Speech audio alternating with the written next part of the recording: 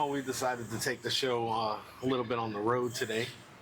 Took a little ride down to Fort Pierce Inlet. Yeah, and the jetty. Yep.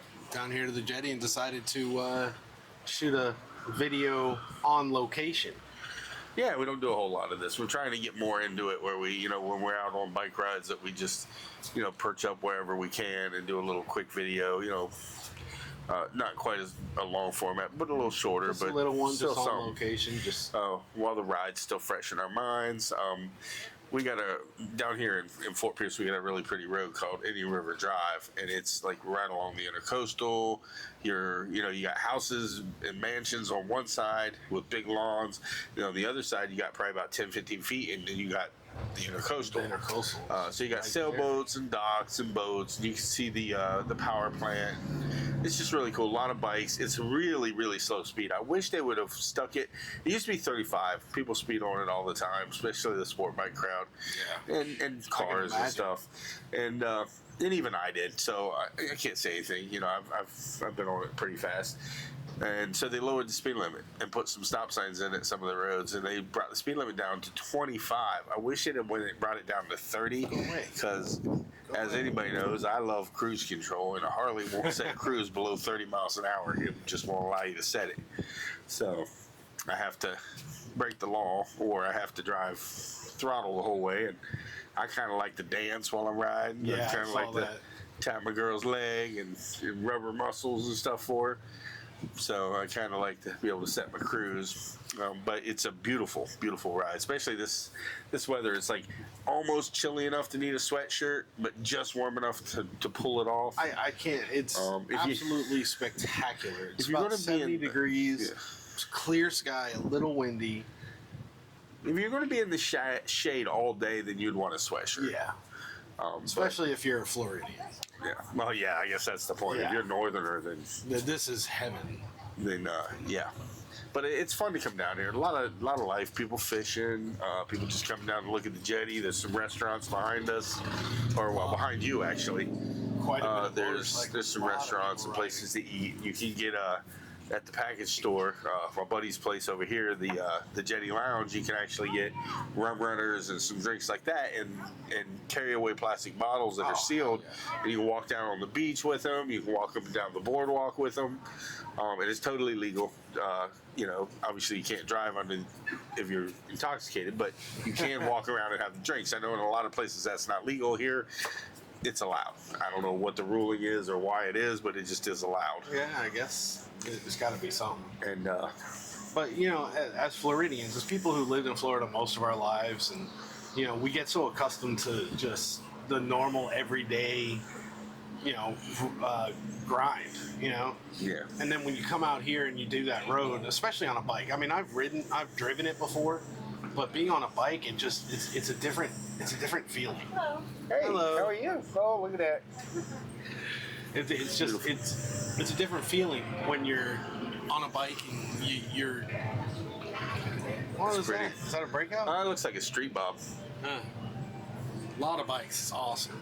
Yeah. But you slow down. You're going 25 through the whole road. We were going about 30, but it's just like slowing down and seeing everything, seeing the water, and actually, when you're riding a bike, it's so much different than a car because you're smelling it. You're in one with nature. Yeah. You're out in the elements. You're out, you can feel the breeze and smell the lawns, and you can feel what it would be like to be walking around that piece of property or down the jetty or anything. Or when you're in a car, you don't hear, and I don't know how much you guys can hear through the video, but you can hear the water breaking against the rocks. You can hear the boat slapping the waves as he's hitting plane.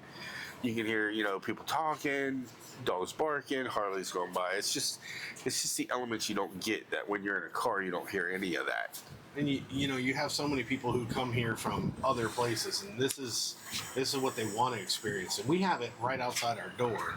And so often we just take it for take it for granted. We don't do rides like that or go places like that. Yeah. I mean, shit. I go to the beach once, twice a year. The one thing we do is we do go to the beach if there's a launch. And especially at night, we'll go to the beach at night and watch the launches, and the kids love it. And I hate the sand, but it's just now I can just picture doing it, riding out there, with them in the car, just getting there, relaxing, having a good time. It's opened up like a whole new world. It is, and it's a great way to get out and see your community and enjoy the elements and enjoy the things that you have in your own backyard. But also, you try new restaurants. We'll stop somewhere we've probably never been today and have lunch, and it's just good, clean fun, good fun. Especially like, we're big on that. We're big on like trying new restaurants, but mainly like not chain restaurants. It's just all the same. It's like trying new things, and it's all part of the. I'm definitely about supporting local businesses and small businesses and moms and pops. Even if it costs just a little bit more, I mean, you're supporting people rather than a corporation. It's just freaking beautiful day. It is a beautiful day. Now we're gonna hang out a little bit, get lunch at one of these restaurants, and possibly continue our ride. Yeah. Seeing how everybody feels after. See how much our producer feels like riding on the back some more. If she's game, then we'll probably ride around some more. Doesn't really matter where. I mean, that's the beauty of riding. Yeah. Destination doesn't matter. It's all about the ride. And you mentioned it a little while ago too. You mentioned like there's so many places to stop like this. Like we on Indian River Drive. If you leave him alone, he'll leave you alone. Now I'm such a child. You have the old fort that was off the side of the road. Oh, we passed the Coast Guard station. If you went back over the bridge to US 1 and went up to the North Bridge and jumped over, then you're right there by the Navy SEALs spot and museum. Yep. So you can spend some time there. There's also all up and down here. You got coastal roads. I mean, obviously we're on the coast, and you got museums. You got art museums. You got naval museums, always have these little festivals and little. You always got your little downtown areas with your little beachy areas. So there's tons to do if you get out and do it. It's just most of us sit in the house and we turn the TV on first thing in the morning, and next thing you know, it's time to turn the TV off and go to bed. Or you get busy doing chores, then you're tired. I'm too tired to go out. Well, the truth is, if you went out, you feel better. Yeah. Staying in and watching TV is only going to make you feel more tired, more sluggish. It's going to make you just want to stay there. We're trying to switch that up. We've noticed that pre-COVID, Jenny and I used to go out all the time. We would go to the bars, restaurants, go shoot pool, go throw darts, hang out with friends, go over to friends' houses and have some drinks and play board card games. Not that you have to drink, but I mean, we are the whiskey. Yeah, we do whiskey. That's our thing. Smoke cigars, but we found that after COVID, post-COVID, because you weren't allowed out, you weren't allowed to socialize, we realized we became kind of homebodies and we didn't do anything or go anywhere. We just sit at the house and kind of, we put an entire bar in our house. Yeah. We like to cook and smoke things, which that'll never go away. But I want to also include that, but also get out more. And that's what I love about him getting his bike, and my brother and my nephews and everybody having more access to motorcycles, because I get it. The young guys, they'll buy a bike, they'll have a bike for a year or two, or they'll have it for a couple months, and then money gets tight, and knee-jerk, you sell the bike. It's the one thing you can get rid of. So it's nice that we have a couple loaner bikes now. So even though they may not currently have a bike, it's bugging you in there. What? That bee.